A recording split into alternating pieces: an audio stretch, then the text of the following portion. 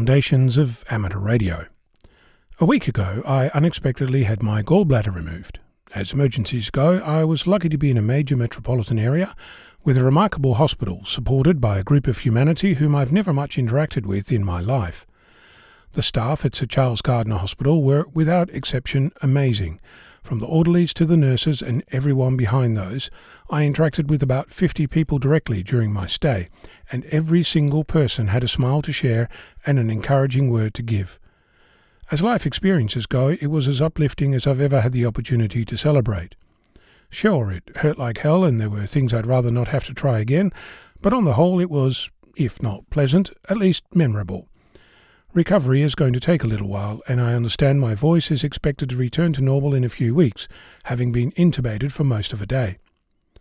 Half an hour after being discharged from my 5 days in hospital, I was faced with a choice: produce nothing for my weekly contribution to our hobby and face the risk of an astronomical bill from my hosting provider, because the script that I wrote didn't foresee that there might be a time when I was unable to provide content, or produce something that, to be sure, was lacking in every way, but at least know that there wouldn't be a surprise waiting on my bank statement next month. So, my inadequate production saw the light of day. For that, I apologize. It should have been silence. During the week, I returned to my shack and had a look at my beacon.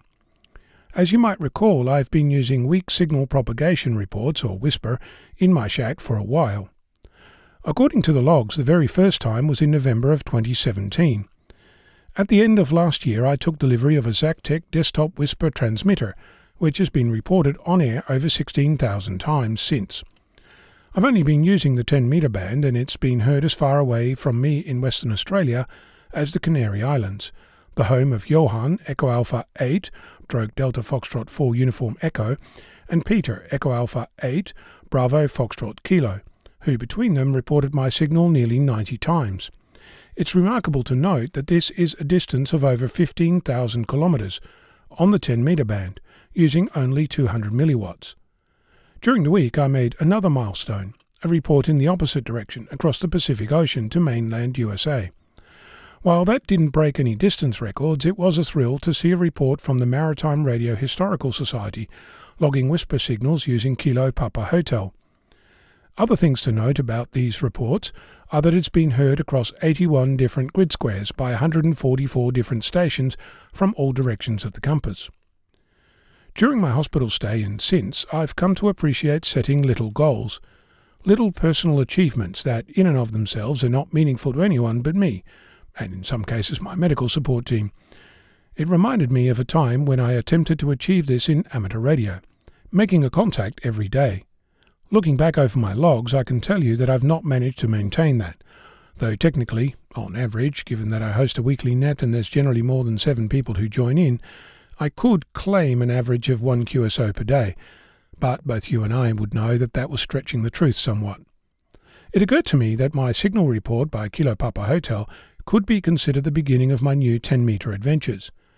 Much of my start in this hobby was during the previous solar cycle, and the 10-metre band featured heavily in much of my activities, especially since you can get on that band with the very minimum of antenna.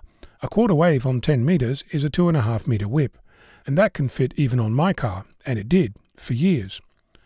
When the solar cycle eventually wound its way down, the 10-metre band was quiet for much of the year, with the odd spot to whet your appetite, but rare enough to have little in the way of ongoing contacts. As far as I'm concerned, 10-metre is back in play and is my personal special band, so I'm setting myself a little challenge for the month of November, and you can join in, open to anyone who wants to play. There's no prize, no scoreboard, no accolades, no nothing, other than the personal satisfaction of achievement. Here's the challenge. How many kilometres per watt can you achieve during November? To explain, my beacon uses 200 milliwatts, so any distance is multiplied by 5 to get the kilometre per watt number. If you use more than a watt, you'll need to divide your distance by the number of watts you use. As I said, this is a personal challenge. I'm not going to adjudicate, there's no rules to break, no one to tell you that you're cheating. It's just between you and your whisper beacon. For now, my record is 75,630 kilometres per watt. I'm going to take the opportunity to consider what I might do to improve on that. Perhaps if I reduce power, I'll still be heard in the Canary Islands, but I'll have more bang for my buck. Time will tell. Feel free to share your own achievement, or keep it to yourself, entirely up to you. In case you're wondering about the capacitor thing, a gallbladder is like a bile capacitor. The analogy came from a story I wrote whilst in hospital. It might even see the light of day. I'm Ono, Victor Kilo 6, Foxtrot Lima, Alpha Bravo.